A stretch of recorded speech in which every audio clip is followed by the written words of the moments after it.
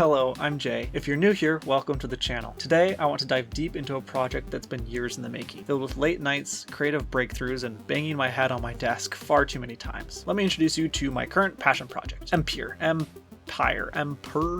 Empyr. The project is called Empyr. It's a boss rush style top-down action game where players embark on an epic journey of revenge against the gods, slowly absorbing their powers one by one. But what makes this game even more special is its journey from concept to where it is today. Empyr started a few years ago as a collaboration with some of my friends. We wanted to create something bold and challenging, a game that didn't just play well but looked and felt immersive, very similar to every other indie game out there. But the idea of hunting gods was compelling to all of us because of the themes of ambition and power and the cost of revenge. We began brainstorming everything from world building and lore to gameplay mechanics. Our protagonist, Era, came to life during those first brainstorming sessions. They were driven by this vendetta that I won't get into or spoil here, but the gist is that their journey pits them against these deities in a high-stakes battle for survival and redemption. At the time, we had a small and modest but solid group, all contributing ideas and various skills to the project. We even had some early music tracks composed, and let me tell you, that soundtrack alone made us believe that this project could be something special.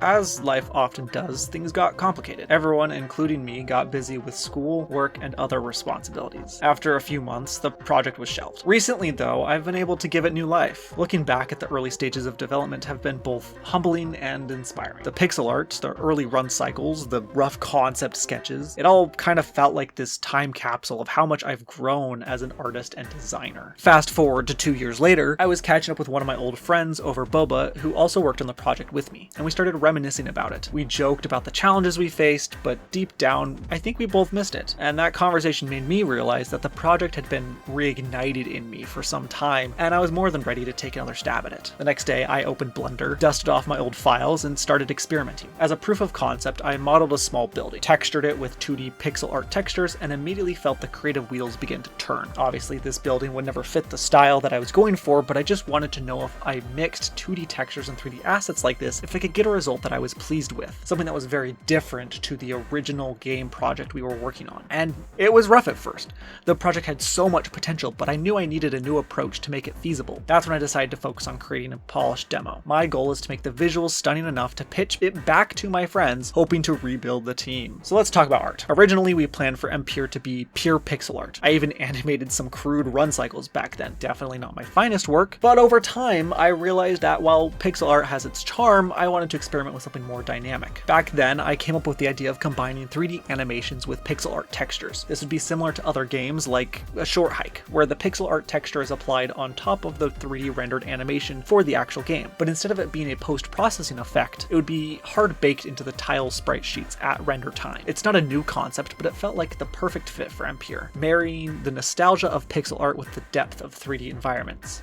The bosses were another huge artistic challenge. The first boss I designed went through so many iterations, from 2D sketches to fully rigged 3D models. I even got some pretty rudimentary ideas for level design done at the time. Blender's always been my #1 pick for art software, and especially during this process. But I've also learned since then that relying solely on one tool was holding me back, and that's kind of where the project stopped 2 years ago. We had a couple of great music songs written and composed, and a lot of lore written down, but obviously life got busy and we never got back to it. Anyways, I've always wanted to pick the project back up, but hadn't really had the time to do so until after I graduated with my bachelor's in game design. And even though I'm still working on my bachelor's of illustration, I have a lot more time to focus on personal projects since I'm not taking 2 sets of bachelor classes at the same time. So I want to go over where the project is at now after picking it up a few months ago and a few restless nights. I'm making a lot of progress towards my goal of getting this demo done. I had a stronger visual style locked down with the building I had done, and I was ready to tackle this project from the ground up once again. There are plenty plenty of games that use 3D and 2D textures like this. There's a new one that came out recently, you may have heard of it, called Minecraft. But there are other more popular and mainstream games as well that use this techniques. A few of those games came as inspiration when I was putting together a new mood board for this project, namely Hypixel's Hytale and a game that came out in 2020 called Widget. I also started working on one of the bosses we'd worked on 2 years ago. This god had gone through so many iterations, but I'm finally at a place where I feel confident enough in its design to get started.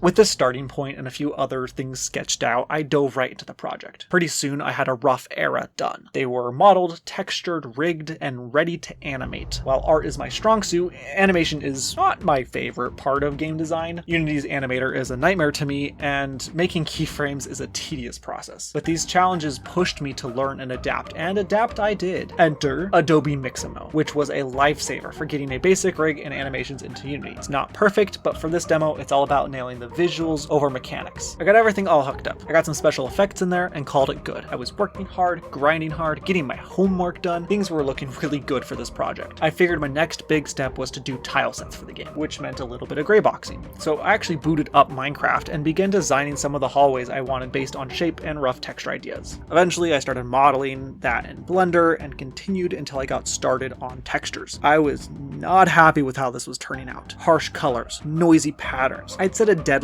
for getting this project done by the end of the year, and I was stuck for a long time just staring at these textures. I was drawing and redrawing them until I was happy, but I was never happy. And then disaster struck. You see, there's this game I've been looking forward to for a while by Pugstorm called Corekeeper that just released, and suddenly all of my free time was gone. All of it. It was good for me in the long run to take a break, as I had been working very hard on this project and progress was getting slower and slower every day. But regardless, this also gave me an opportunity to take another look at the project and try to figure out where I wanted to go from here. And I was feeling heavily inspired by the art of Corekeeper. Like seriously, whoever did the art for their game deserves an award. It is phenomenal. One of the biggest breakthroughs came when I accidentally crisscrossed shader nodes in Blender. This resulted in this funky little lighting effect. It was a happy little accident that led me to a whole new way of texturing, using normal maps instead of doing color textures and letting all the lighting do the heavy lifting. From here, I dove into Unity's shader language, HLSL, to try and recreate the effect. Something I wouldn't recommend unless you enjoy torturing yourself, cause my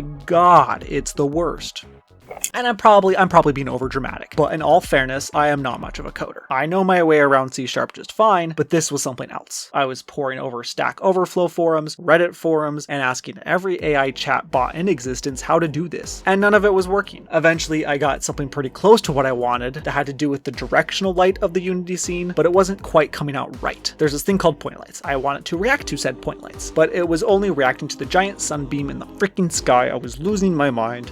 And after hours of frustration, I finally achieved the look I wanted. Untextured environments that react dynamically to lighting. It was worth every minute of struggle. That being said, from the point where I got it working with the directional light to the point where I actually got it working the way I wanted it to, 8 solid hours of work had passed. As for now, Empyr is far from finished, but the demo is shaping up. The visuals are my main focus, so while the animations are rough, the collisions are non-existent, and combat is nowhere to be seen, the art direction is starting to shine. And that's the priority for this phase. Over the next month, I'll focus on level design, modeling more assets, and tackle the first boss. His animations might be rough, and his attack patterns might not be perfect, but as long as he looks good, I'm happy.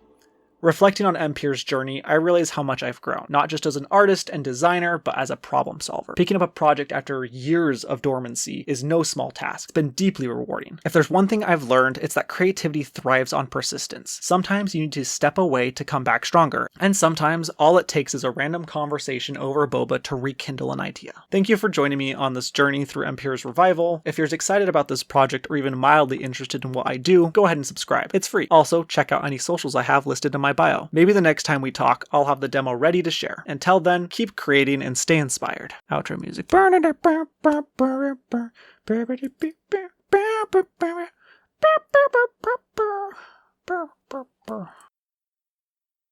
Random conversation over boba to rekindle an idea.